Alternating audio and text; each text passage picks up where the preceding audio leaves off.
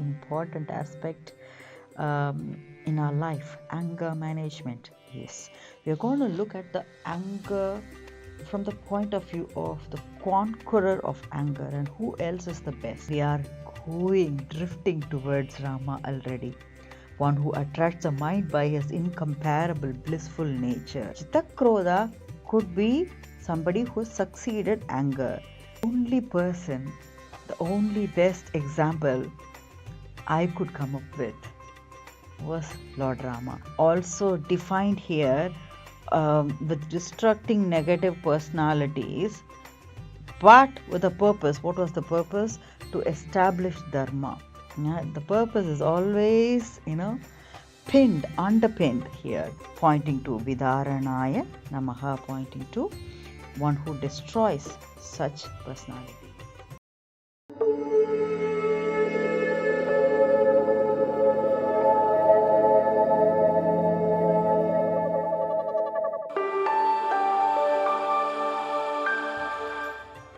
Om Namah Shivaya, Om Namo Narayanaya, Jai Shri Ram. Welcome back to the Clay Studios oil painting vlog number 48 of Sri Vishnu Sahasranamavali. This is the painting that follows the principle of calligram or micrography, using which the 1000 names of Sri Vishnu are getting painted. While the painting is going on, I'm also trying to understand the deeper meanings lying underneath these names with the help of scriptures from Sanatana Dharma. Whatever I am learning, I'm also sharing with you via these weekly vlogs. In a typical vlog, you can expect that I'm covering 10 names and their meanings, taking tangential perspectives using the storylines within Sanatana Dharma.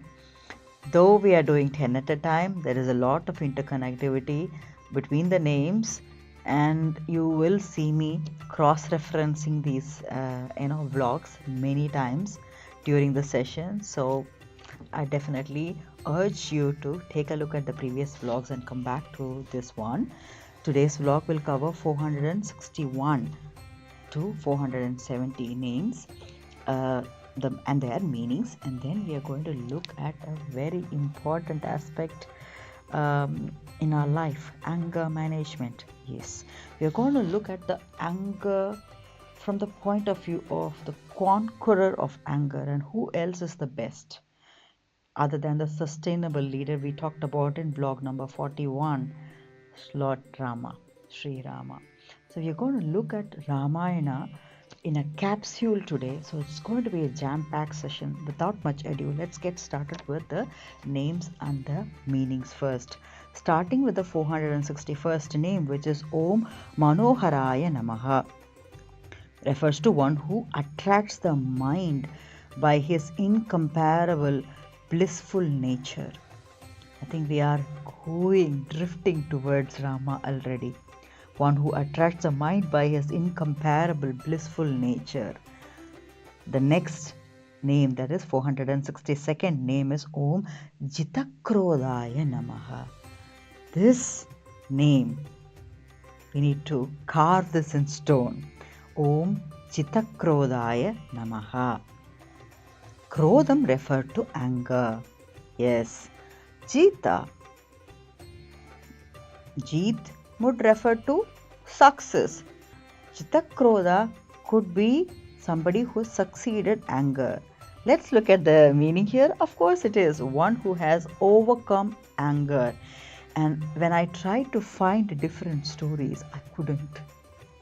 The only person, the only best example I could come up with was Lord Rama. So we are going to look at that in a short while from now. 463rd name is Om Veerabhagave Namaha, one whose arms are capable of heroic deeds, as demonstrated in this destruction of asuras for establishing the Vedic Dharma. So the Bhagave refers to that arms, the strong arms, and the capability is also defined here with destructing negative personalities, but with a purpose. What was the purpose? To establish Dharma. Yeah, the purpose is always, underpinned here, 464th name is Om Vidaranaya Namaha. Om Vidaranaya Namaha refers to one who destroys those who are living the life that is in contrary to Dharma, to the Dharma. Yeah. So adharma, yeah, has to be eliminated, and that is the name that is pointing to Vidaranaya Namaha, pointing to one who destroys such personalities or maybe such propensities within us. Yeah. 465th name is Om Swapanaya Namaha. Swapanaya Namaha refers to one who enfolds the jivas in the sleep of Ajnana or Avidya. This is very interesting. Swapna, I have heard, means a dream. Yeah. Swapana points to that sleep which is taken by a jiva, and the sleep is not just the slumber that we take, the rest that we take. It's a sleep of Ajnana. So we could be awake physically, but we could be asleep due to avidya. What is that? It's an opposite of vidya. Vidya is knowledge. Yeah. Jnana is knowledge. So avidya is the opposite of vidya. Ajnana is the opposite of jnana, which means, the non-availability, absence of vidya, knowledge, or jnana. The wisdom itself is considered as a sleep for the jivas, and he is the one who is, enfolding the jivas and also helping us with the tools to figure out how to get out of that, isn't it? So let's move on to the 466th name, which is Om Svavashaya Namaha. Refers to one who is dominated by oneself and not anything else, as he is the cause of the whole cosmic process. This I think we have covered many times, how he is the cause of the whole cosmic process. So we'll move on to the 467th name, which is Om Vyapine Namaha.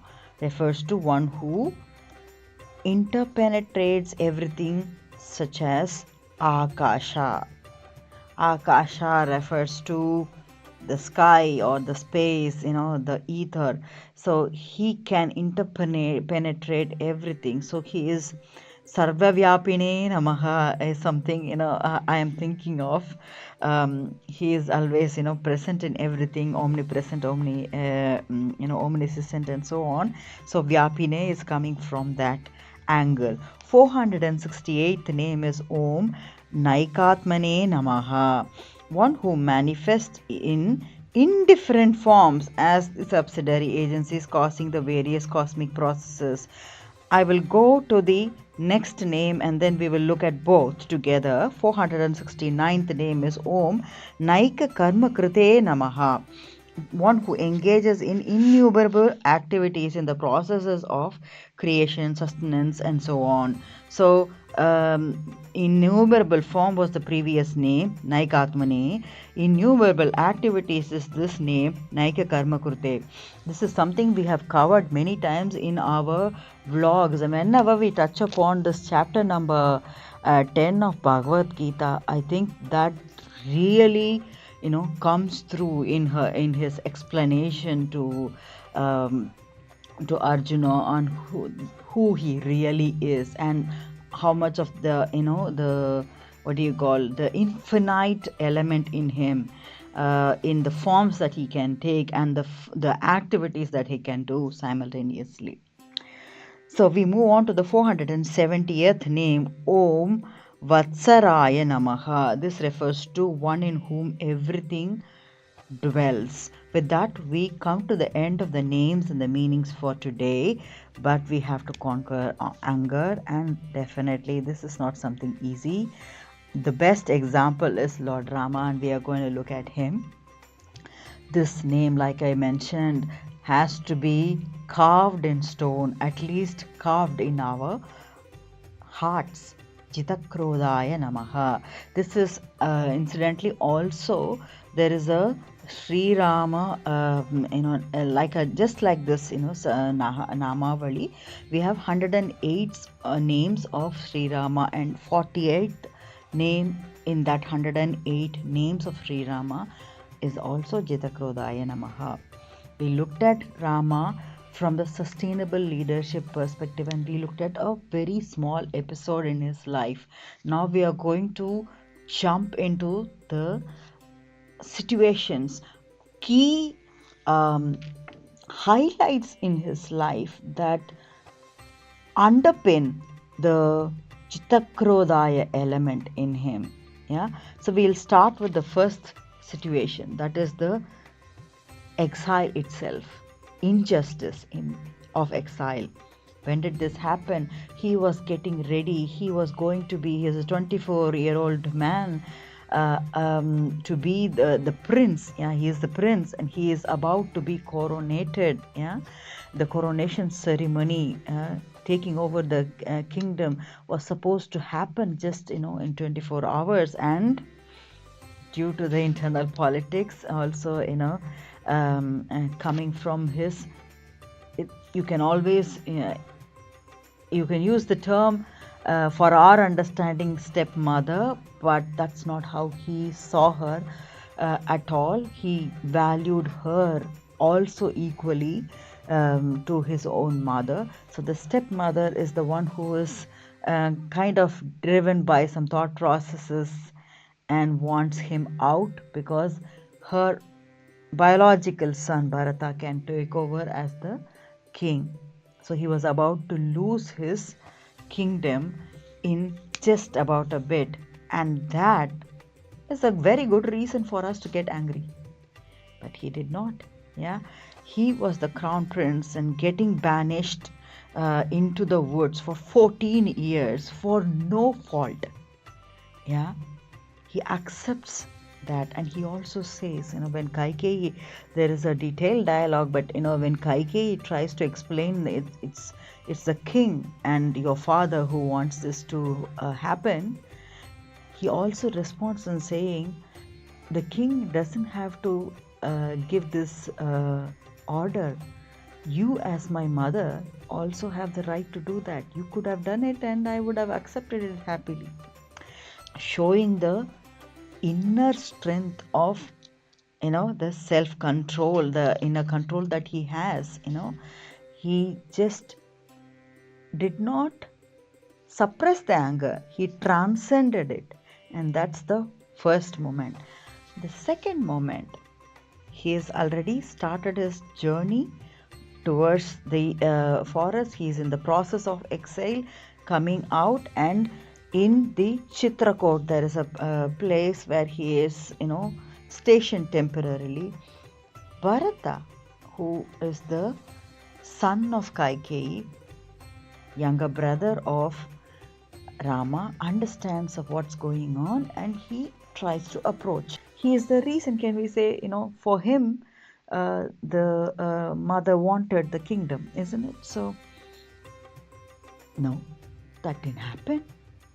So that is exactly what we discussed in our sustainable leadership, in the dialogue that happens in the vlog 41. We talked about the one-on-one leadership discussion that is happening. He is concerned about the nation. He is concerned about this people, the subject. He is concerned about the brother, that he is able to do, the service of leadership. I underpin that also effectively. That was the concern, and definitely not any kind of anger, competition, or any other feeling that one can naturally expect shown. Again, not letting any kind of suspicion take over the heart, because it's also possible to get suspicious. There were people around him, including another younger brother of him, Lakshmana, saying, is he trying to get rid of it totally, or why is he trying to approach you? Yeah, even at that time he just was devoid of all these suspicions. The third situation, we are in the state where Sita Devi has been abducted by Ravana. This is the 13th year of their exile. They were about to complete that strenuous process of the 14-year exile, but in the 13th year, unfortunately, his better half, Sita Devi, gets abducted. He was trying to search all by himself, and that's when he comes down south of the Bharata Desa in search of Sita Devi. He meets the group of Vanaras, the precursors to Naras. Nara means a human. Precursors to Nara is Pitkicanthropus erectus or simple Homo erectus, the half human and half animal form or monkey form, we call it, the group. And then the group has another issue. He tries to solve their issue so that he can take the help of the Vanaras for the resources needed to search the lady. In that process, he gets into a situation of killing one of the brothers in the process. That is killing Vali. Vali and Sugriva are two of the Vanaras.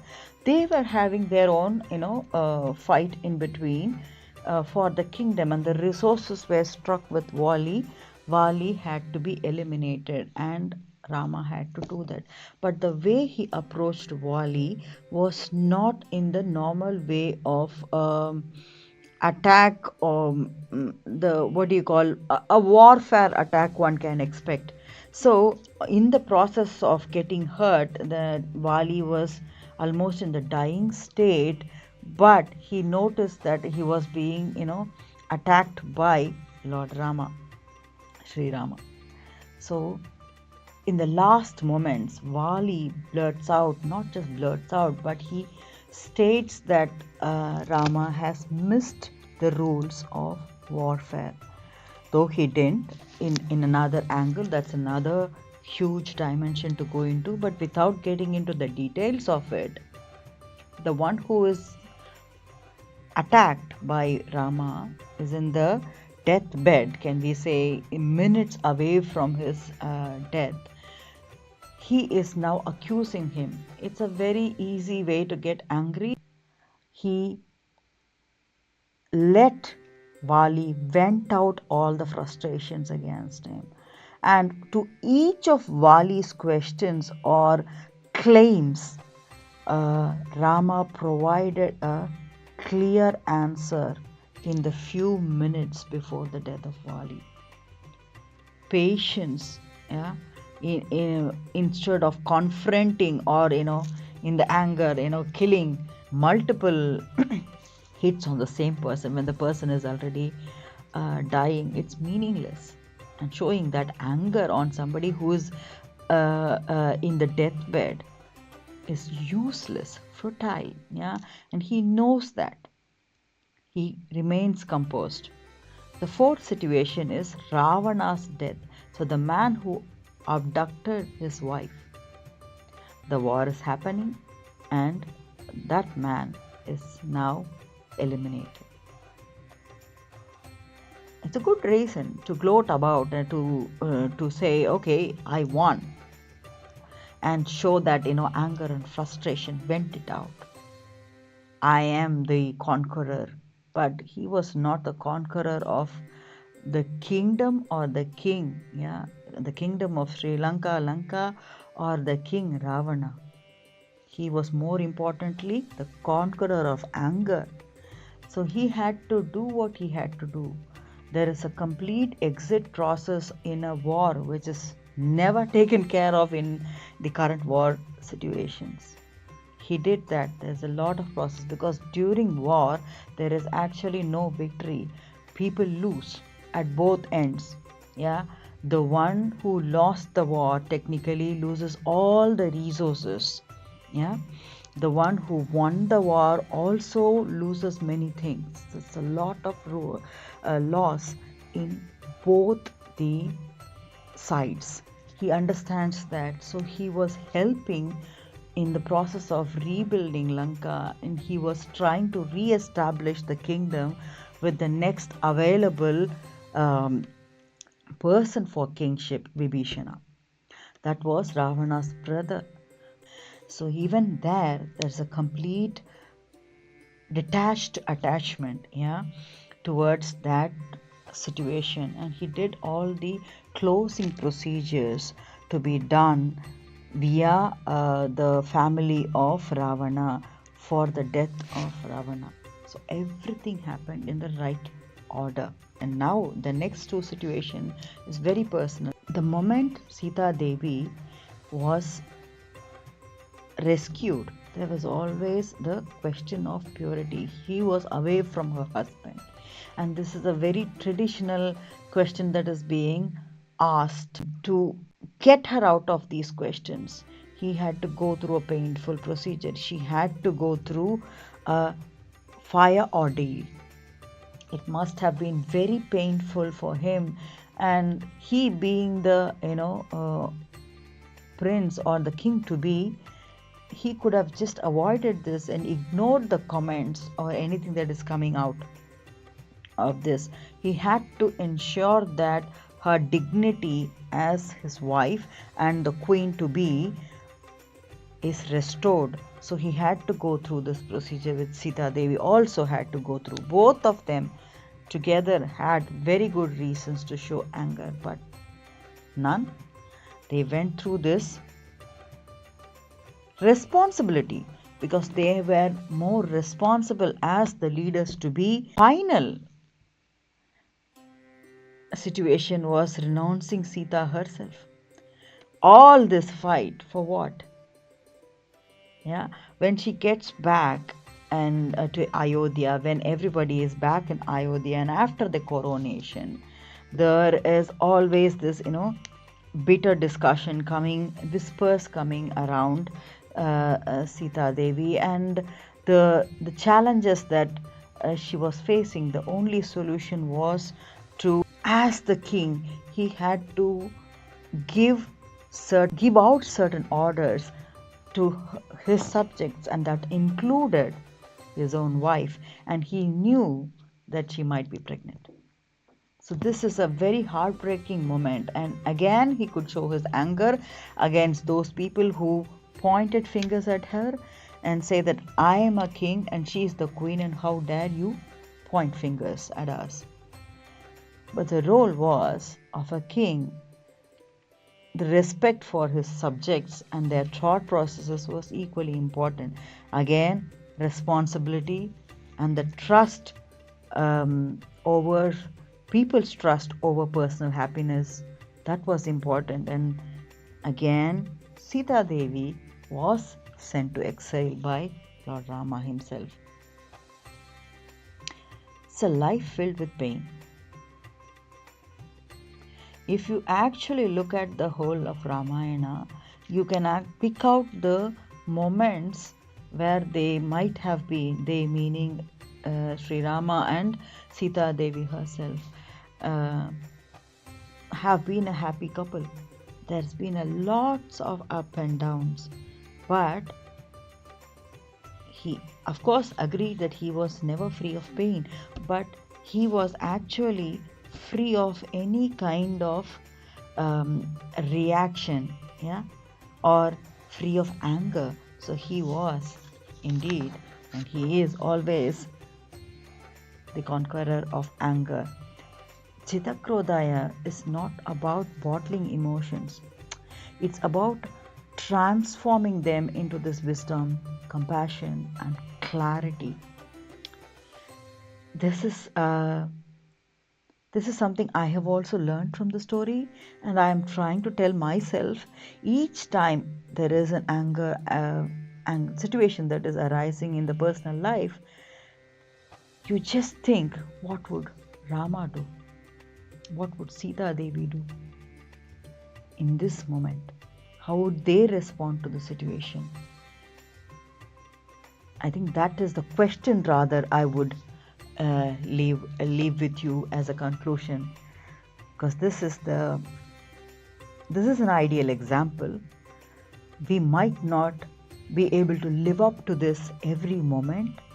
We might lose, but we can try winning over anger once in a while, and maybe it will become a practice one day for us.